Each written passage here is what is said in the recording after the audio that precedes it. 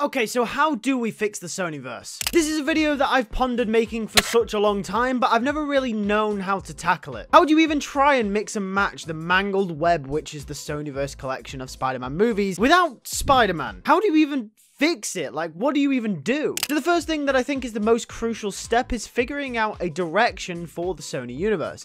At this point in time, it looks like it's destined to somehow end up connecting to the MCU in one way or another, but I'm gonna scrap that whole idea. Let's leave Tom Holland and the MCU alone. His movies don't need to connect to this universe. He needs to do his own thing for his own good, because then it's just gonna mess up his character even more, and I don't think Tom Holland really wants that. So it needs a direction and it needs an end goal, and I think that is really obvious. Of course, it's the multiverse. Well, before you jump at me in the comment section down below with your pitchforks and torches, hear me out, okay? Sony are already in too deep with the multiverse stuff right now, so you might as well go all in instead of trying to back out and making yourself look like the Star Wars sequel trilogy. And for those of you guys who don't like Star Wars, let me just give you a brief explanation. Star Wars, the sequel trilogy, was really messy. They started pretty strong with The Force Awakens, and then they brought in a new director to do the next film, The Last Jedi, which ended up going back on a bunch of things that were set up in the first film. However, then because of the backlash from the fans and the critics, they ended up bringing in the guy who originally made the first one to then come and revert everything back to the original direction. And you can imagine how messy that was for the story, because it ended up just being a back and forth of what creators and directors wanted to do with those characters. And that's essentially what's going to end up happening if I try and reverse what's happening with the multiverse with the Sonyverse. If you try and take the multiverse stuff out, it kind of looks like Madam Web and the Venom 2 post-credit scene happened for absolutely nothing. So I'm going to go all in with the multiverse, and I'm going to try and make it work. It's clear that Madam Web is looking to develop the multiverse, and Venom 3 will probably have some kind of link to it as well. So what do we do here? How do we create a cohesive universe with one overarching story out of all of this mess? It's simple. You have to create an end goal for the characters. You have to create an end game for the Sonyverse. And I think that's also obvious as well. Of course, it's going to be Morlun. Just like how Thanos was the end game for the Avengers, Morlun is going to be the end game for the Sonyverse. He is going to be the main driving force of the conflict for the end for all of these characters. Now, Morlun, essentially, if you don't know, is the character from the Spider-Man comics that I always feel like Marvel and Sony are too afraid to push the red button on. He's basically this guy who travels the multiverse collecting spider totems, killing different Spider-Men and women across the Spider-Verse. They've made countless Spider-Verse related movies now, and none of them in any way have featured Spider-Man's biggest multiversal threat, which is Morlun. Not having Morlun in any of your Spider-Verse movies, especially when there have been 4 related Spider-Verse movies, is like not even attempting to adapt the Green Goblin in a normal one. Whether people like it or not, Morlun is the Green Goblin of the Spider-Verse. He's the main threat for all of these characters, and he's the main guy who essentially is the reason why a lot of the Spider-Verse stuff exists in the first place. But how? What films do they need to make to build up to this big Morlun event? Well, first they need to make 2 major changes. Number 1, cancel the movies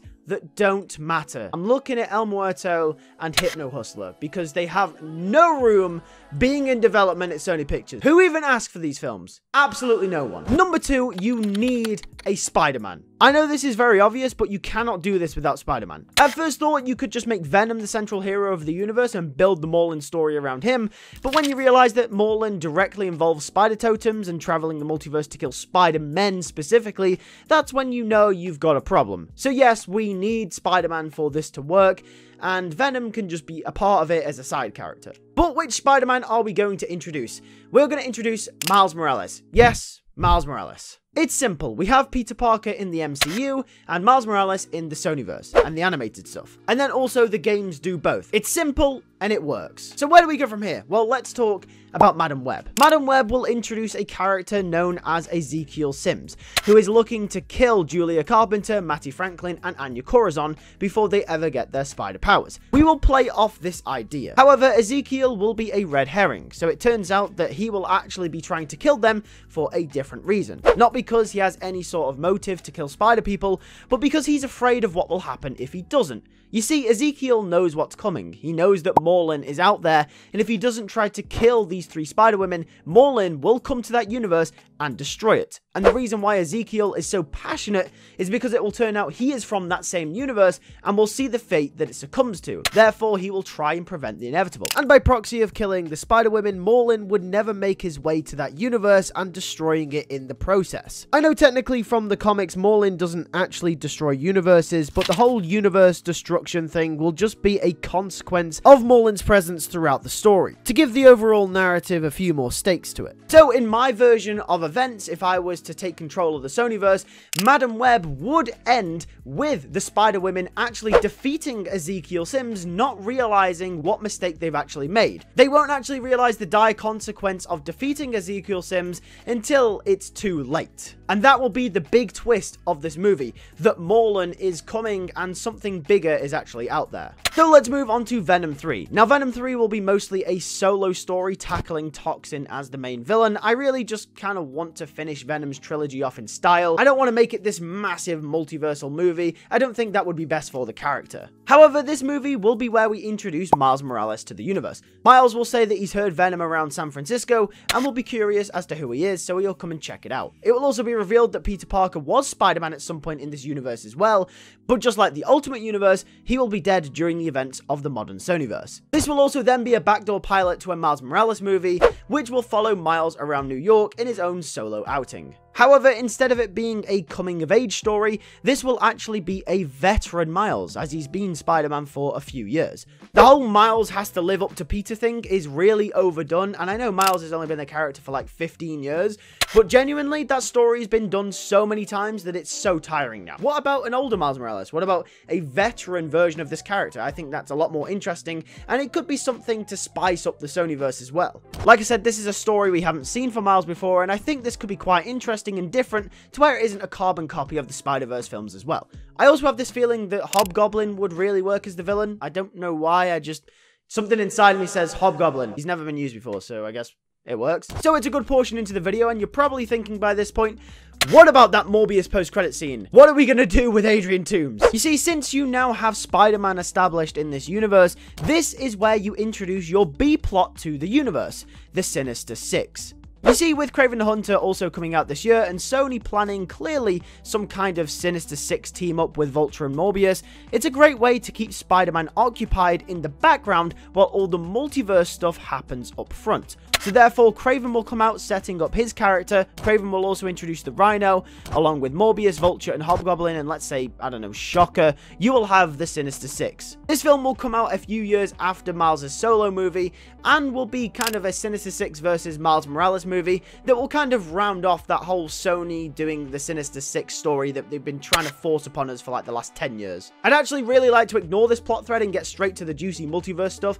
but Sony kind of forced my hand, so it's in here. Either way, let's skip to the end of Venom 3. So after everything is said and done with Venom 3, we will actually end it with the symbiote tapping back into the Hive Mind, which was teased at the end of Let There Be Carnage. Venom will tell Eddie that the symbiotes are dying across multiple universes in an alarming rate. He can feel it. Yeah, I don't really like the Hive Mind stuff either, but it was introduced in Let There Be Carnage, so we're just going to utilize it. But this could also be a great excuse to introduce us to our massive multiversal threat. The ending of Venom 3 will tell us that something bigger is coming. And it's coming fast. And yes, this is where we build up to the finale of this whole multiversal story that we are doing, which will be a live-action Spider-Verse movie. Now, yes, I'm sick of the multiverse, but this is the direction that the Sonyverse is going in, so why not send it in the same direction, don't backtrack like I was talking about earlier, and then try and round it up as best you can. So here's my pitch for that Spider-Verse movie. The film will start out with Madam Web in her universe having visions of a dark future. One similar to before, like the ones that she had with Ezekiel Sims, however this time it would be about a force that would come to slaughter the whole universe. This vision will come true, and Morlun will come to her universe, and the four Spider-Women Spider-Women just about make it out alive because of Madam Webb's clairvoyance. They will of course end up in the Sony universe, and the rest of the film will follow Madam Webb, Julia Carpenter, Matty Franklin and Anya Corazon teaming up with Miles Morales and Eddie Brock as Morlun comes to kill them all. Venom of course will also end up helping because per the ending of Venom 3,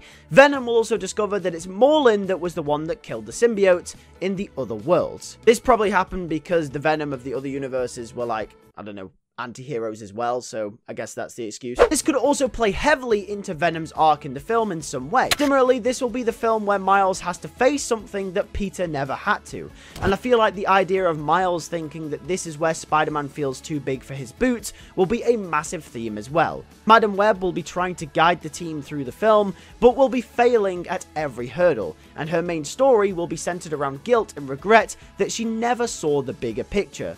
She had the warning signs, but she never did anything about it, and that will be her main story throughout this movie. The film will end with, of course, Morlun being defeated, and after all the multiverse stuff is done, Venom can retire, Miles will go back to being Spider-Man in New York, and the other Spider-Women will make new homes in the Sonyverse. From here, the world of the Sonyverse is free game. I imagine you could probably make 2 more solo Miles Morales movies following him through New York and completing that trilogy. I also imagine that the other Spider-Women from Madam Web probably would get their own solo outings as well. And imagine Madam Web herself would probably just kind of stay in the corner of the Sonyverse as this one above all type figure. You could even then move on to something a little bit more grounded, like a Black Cat movie, which could tie into the Miles stuff as well. But either way, that is how I'd fix the Sonyverse. That's the direction that I'd go in, and that's how I'd kind of tie everything together and kind of give it a direction. Thanks for watching. I'll catch you guys in the next video. Take care, and peace.